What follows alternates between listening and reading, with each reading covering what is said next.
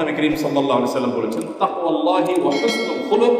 করিম সাল্লাল্লাহু আলাইহি সাল্লামকে জিজ্ঞাসা করা হয়েছে সুইলা আন আকসারি মা ইউদখিলুন নাসাল জান্নাহ, হে আল্লাহর রাসূল, জান্নাতে মানুষকে কোন আমলে সবচেয়ে বেশি প্রবেশ করাবে, কোন আমল মানুষকে সবচেয়ে বেশি জান্নাতে নিয়ে যাবে? এমন একটি প্রশ্ন, যে প্রশ্ন উত্তর জানবার জন্য যে কোনো ইমানদারের মন উদ্গ্রীব থাকার কথা, যে কোন আমল সবচেয়ে বেশি মানুষকে জান্নাতে নিবে, কমন আমল, যে এটার মাধ্যমে জান্নাতে যাওয়ার পথ সবচেয়ে সহজ হবে।